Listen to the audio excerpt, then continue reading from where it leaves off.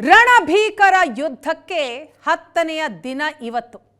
10ನೆಯ ದಿನಕ್ಕೆ ಮಧ್ಯಪ್ರಾಚ್ಯ ಯುದ್ಧ ಸಂಘರ್ಷ ಕಾಲಿಟ್ಟಿದೆ. ಈ ಮಧ್ಯಪ್ರಾಚ್ಯ ಯುದ್ಧಕ್ಕೆ ಇರಾನ್ನಲ್ಲಿ ಸಾವಿರಾರು ಸಾವುಗಳಾಗಿವೆ. ಅಮೆರಿಕ ಇಸ್ರೇಲ್ ದಾಳಿಗೆ ಇರಾನ್ನಲ್ಲಿ 1255ಕ್ಕೂ ಅಧಿಕ ಸಾವು. ನಿರಂತರವಾಗಿ ದಾಳಿಗಳು ನಡೀತಾ ಇದೆ. ಕಳೆದ 10 ದಿನದಿಂದಲೂ ಕೂಡ ಆಗ್ತಾ ಇರುವಂತಹ ದಾಳಿ, ಈ ದಾಳಿಗೆ 10,000 ಮಂದಿ ಗಾಯಗೊಂಡಿದ್ದಾರೆ.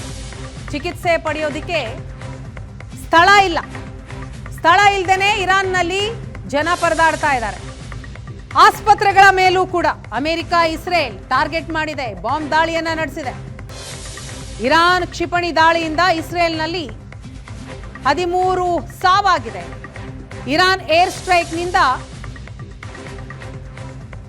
6 ಅಮೆರಿಕ ಸೈನಿಕರು ಬಲಿಯಾಗಿದ್ದಾರೆ. ಇದುವರೆಗೂ ಯುದ್ಧದಿಂದ 1300ಕ್ಕೂ ಹೆಚ್ಚು ಜನ ಸತ್ತಿದ್ದಾರೆ. ಕುರ್ದಿಶ್ ಗುಂಪುಗಳ ನೆಲೆಯ ಮೇಲೆ ಇರಾನ್ನಿಂದಾದಂತಹ ದಾಳಿಯ ದೃಶ್ಯ ಒಂದು ಕಡೆ, ಮತ್ತೊಂದು ಕಡೆ ಇರಾಕ್ ರೋಟಾನಾ ಹೋಟೆಲ್ ಮೇಲೆ ಇರಾನ್ ಕ್ಷಿಪಣಿ ದಾಳಿಯನ್ನ ನಡೆಸಿದಂತಹ 2 ದೃಶ್ಯವನ್ನ ನೀವು ನೋಡ್ತಾ ಇದ್ದೀರಿ.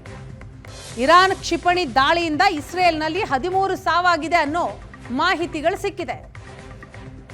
ಇನ್ನು 6 ಅಮೆರಿಕ ಸೈನಿಕರು ಬಲಿಯಾಗಿದ್ದಾರೆ ಇರಾನ್ ಏರ್ ಸ್ಟ್ರೈಕ್ಗೆ.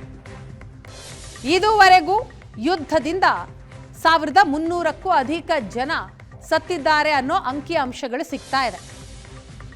ಮಧ್ಯಪ್ರಾಚ್ಯ ಯುದ್ಧಕ್ಕೆ ಸಾವಿರಾರು ಸಾವುಗಳಾಗಿದ್ರೆ 10,000ಕ್ಕೂ ಅಧಿಕ ಮಂದಿ ಗಾಯಗೊಂಡಿದ್ದಾರೆ. ಕಾರಣ ನಿರಂತರವಾಗಿ ಆಗ್ತಾ ಇರೋ ದಾಳಿಗಳು. ಜನವಸತಿ ಪ್ರದೇಶವನ್ನೇ ಟಾರ್ಗೆಟ್ ಮಾಡಿ ಈಗ ಅಟ್ಯಾಕ್ ಮಾಡಲಾಗ್ತಾ ಇದೆ. ದೊಡ್ಡ ದೊಡ್ಡ ಕಟ್ಟಡಗಳ ಮೇಲೇನೆ ಬಾಂಬ್ ದಾಳಿಗಳಾಗ್ತಾ ಇದೆ, ಕ್ಷಿಪಣಿ ದಾಳಿಯನ್ನ ನಡೆಸಲಾಗ್ತಾ ಇದೆ. ಇನ್ನು ತೈಲ ಸಂಗ್ರಹಗಾರದ ಮೇಲೂ ಕೂಡ ದಾಳಿ ನಡೆದಿದೆ. 10 ದಿನದ ಯುದ್ಧ ಸಂಘರ್ಷದ ಸ್ಥಿತಿ ಹೇಗಿದೆ ಅಂತಂದ್ರೆ, ಸಾವಿರಾರು ಜನ ಈ ಯುದ್ಧದಲ್ಲಿ ಬಲಿಯಾಗಿದ್ದಾರೆ. ಕ್ಷಣ ಕ್ಷಣಕ್ಕೂ ಕೂಡ ಪರಿಸ್ಥಿತಿ ಬಿಗಡಾಯಿಸ್ತಾನೆ ಇದೆ.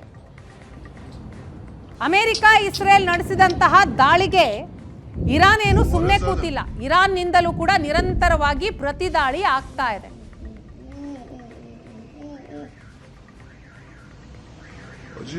ಇರಾನಿನ ಸರ್ವೋಚ್ಚ ನಾಯಕ ಆಯತುಲ್ಲಾ ಖಮೇನಿ ಟಾರ್ಗೆಟ್ ಮಾಡಿ ನಡೆದಂತಹ ದಾಳಿ ಈಗ 10ನೇ ದಿನಕ್ಕೆ ಕಾಲಿಟ್ಟಿದೆ.